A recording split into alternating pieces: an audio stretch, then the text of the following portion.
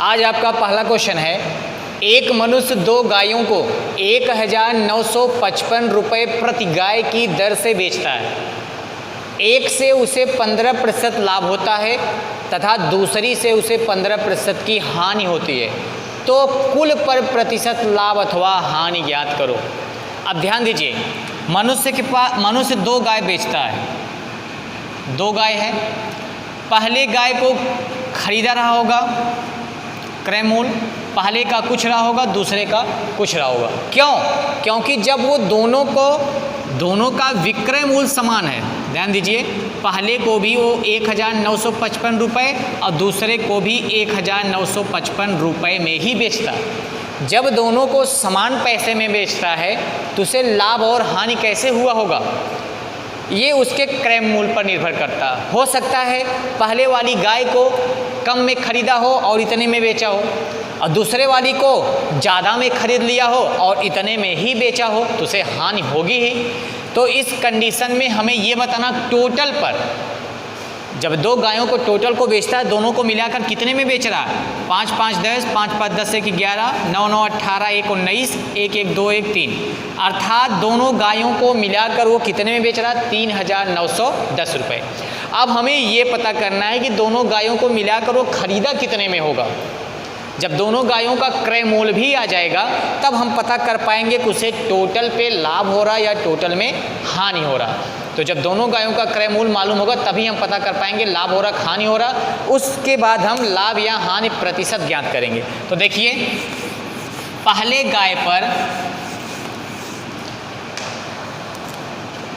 चूंकि पहले वाली गाय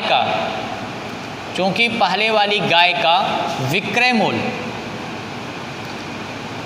मूल्य कितना है, 1955 रुपये, तथा पहले वाली गाय पर उसे 15% का लाभ हो रहा तथा लाभ बराबर 15%। अब ध्यान दीजिए, जब गाय का विक्रय मूल्य मालूम है, लाभ प्रतिशत मालूम है, तो हम क्रय मूल्य निकाल सकते हैं कि पहली गाय को वो खरीदा कितने में होगा। इसलिए क्रय मूल्य, पहले वाली गाय का क्रय मूल्य, तो हमने बताया था क्रय मूल्य बराबर क्या होगा, विक्रय मूल्य गुणे, हमें क्रय मूल्य निकालना है और किस स्थिति में निकालना है, लाभ की स्थिति में। किस स्थिति में, लाभ की स्थिति में। इसका मतलब है कि विक्रय मूल्य से क्रय मूल्य क्या होगा, कम होगा। तो कम होने के लिए अब जो लिखेंगे उस भिन्न का अंश छोटा होना चाहिए। तो हम जानते हैं लाभ के केस में एक भिन्न में अंश और हर में एक चीज 100 होगा, दूसरा 100 प्लस होगा। तो 100 प्लस वाले को नीचे रखेंगे, 100 को ऊपर, तो क्या होगा 100 बटे 100 धन लाभ प्रतिशत, तो कितना होगा 100 धन 15, मान निकाल लीजिए, बराबर विक्रय मूल्य कितना है 1955 गुणे 100 बटे 115, हल कर लेते हैं, बराबर काट दीजिए 5 से, 5 दूना में 10, 0, 5 दूना 10, 5 तिहाई 15, 23 से 1955 को काट के देख लेते हैं कटेगा कि नहीं कटेगा। तो 1955 है, भागे में 23 है, कितनी बार जाएगा, 7 दूनी 14, 7 त्रिक 21, तो 14 2 16, अब भी 7 बार चला ही जाएगा। 8 बार करके देख लेते हैं, 8 त्रिक 24, 4 हासिल है 2, 8 दूनी 16, 17 18, 8 बार, 9 बार, 9 दूनी 9 त्रिक 27, ज़्यादा हो जाएगा, तो 8 बार ले चलते हैं। 8 त्रिक 24 का 4 हासिल है 2, 8 दूनी 16, 16 2 18, घटाते हैं, 5 में से 4 गया 1, 9 में से 8 गया 1, आ गया 5, 115, 5 बार, 5 तिहाई 15, 5 दूनी 10 1 11, 5 बार जाएगा, कितनी बार, 5 बार, 5 तिहाई 15, 5 दूनी 10 1 11, कट जाएगा, अर्थात कितनी बार जाएगा 85, 23 से कम 23 और यहाँ पे 85, तो बराबर कितना आ गया 85 गुणे 20, बराबर कितना 0, 2 पच्चे 10, 8 दूनी 1 16 1 17, अर्थात पहले वाली गाय को उसने क्या किया था, 1700 रुपये में खरीदा था और 1955 रुपये में बेचा, तो उसे क्या हुआ, 15% का लाभ हुआ। दूसरी गाय पर चलते हैं। दूसरी गाय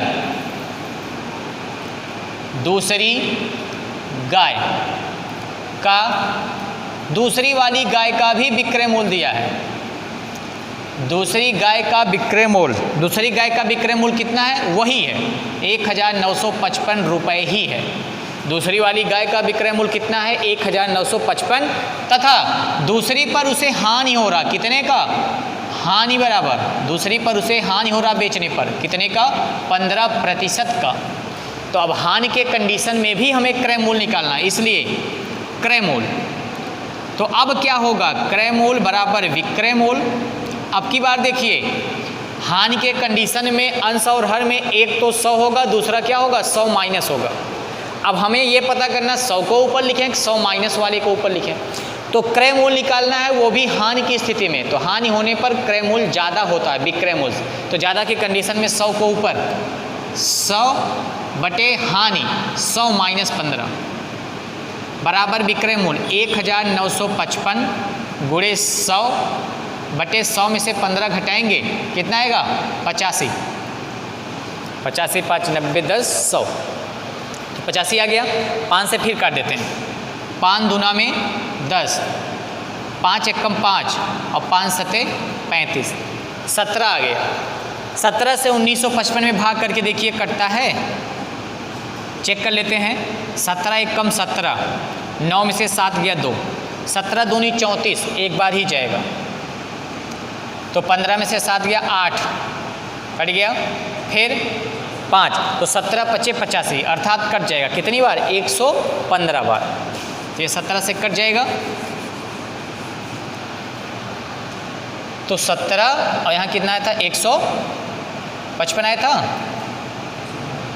155 ही आया था ना। 17 एकम 17, सॉरी 115 है, 115, फिर 17 एकम 17, 17 25 85, 115 बराबर कितना आया, 115 गुणे में 20 बराबर 0, 2 25 10, 0, 2 एकम 2 1, 3, 2 एकम 2।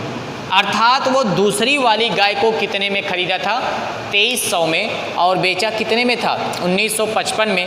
तो जाहिर सी बात है उसे क्या होगी, हानि होगी। अब आगे देखिए, यहाँ कर देते हैं कुल विक्रय मूल्य बराबर दोनों गायों का कुल विक्रय मूल्य कितना होगा, 1955 धन 1955। ये दोनों गायों का विक्रय मूल्य 1955 धन 1955 बराबर दोनों का कुल विक्रय मूल्य कितना हो गया, 5 5 10, 5 5 10 1 11, 9 9 18, 1 19, 1 1 2 1 3। अर्थात दोनों गायों को उसने कितने में बेचा, 3910। अब दोनों को खरीदा कितने में था, कुल क्रय मूल्य बराबर क्रय मूल्य कितना है कुल, एक का 1700 धन दूसरे का है 2300। तो देखिए कुल विक्रय मूल्य, एक का विक्रय मूल्य 1700, एक का 2300। ऐड करने पर कितना आएगा, 00 7 3 10, 2 1 3 1 4, 4000 रुपये। ध्यान दीजिएगा, क्रय मूल्य कितना था, 4000, विक्रय मूल्य कितना, 3910। तो टोटल पर उसे क्या हो रहा, हानि हो रहा, क्योंकि टोटल का क्रय मूल्य विक्रय मूल्य से ज़्यादा है।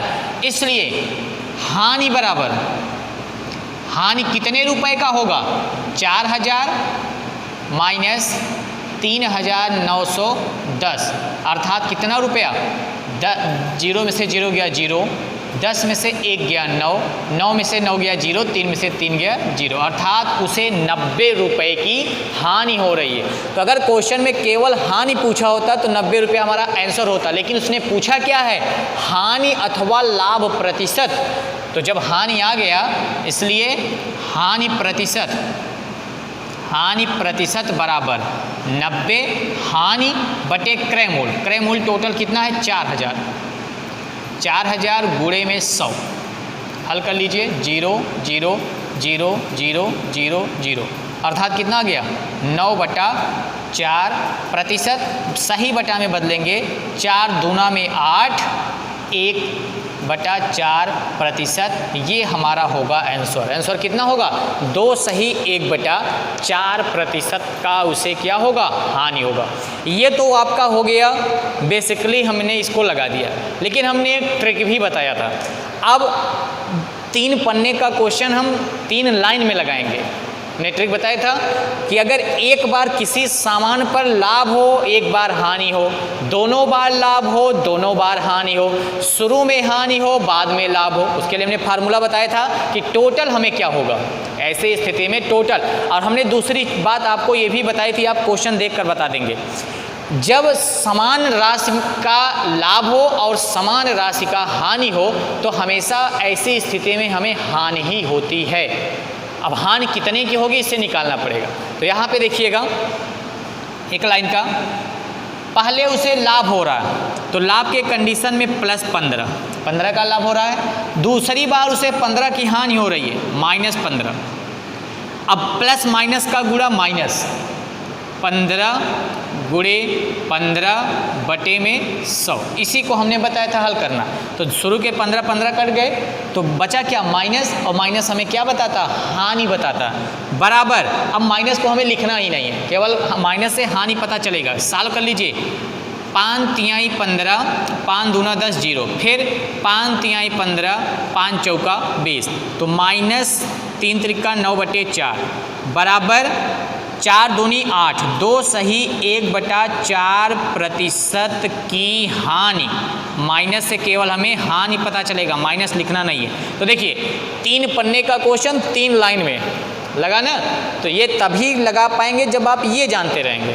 बेसिक तरीके से लगाना जानते रहेंगे तो ट्रिक से आसानी से लगाएंगे। अब एग्जाम में कंपटीशन में पूछा जाएगा, आप तो इस तरीके से लगाएंगे और कोई आपके बगल कोचिंग वाला लड़का बैठा है 3 लाइन में लगाएगा, तो आप परेशान होंगे कि ये 3 पन्ने का कैसे 3 लाइन में आ गया।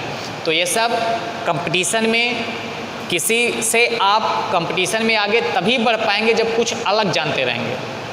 अब इस तरीके से तो सभी लगा ले जाएंगे, लेकिन जितने में आप ये एक क्वेश्चन लगाएंगे उतने में वो कम से कम 5 क्वेश्चन लगाएगा। तो मैथ में समय बचत करना है, क्योंकि अगर एक क्वेश्चन में भी आप उलझ गए तो आपके कई क्वेश्चन नहीं लग पाएंगे। तो कम समय में, और दूसरी चीज़ आपकी कैलकुलेशन फास्ट होनी चाहिए, गुणा भाग ये सब तेज होना चाहिए। अब गुणे भाग में अगर कहीं एक अंक आप गलत लिख दिए तो पूरा मेहनत बेकार जाएगा, समय भी बेकार जाएगा, ठीक ना। तो आप दोनों तरीके से आपको बताया गया है, इस पर और भी एक्सरसाइज आप लगा के अपने प्रैक्टिस को आगे बढ़ाते रहेंगे।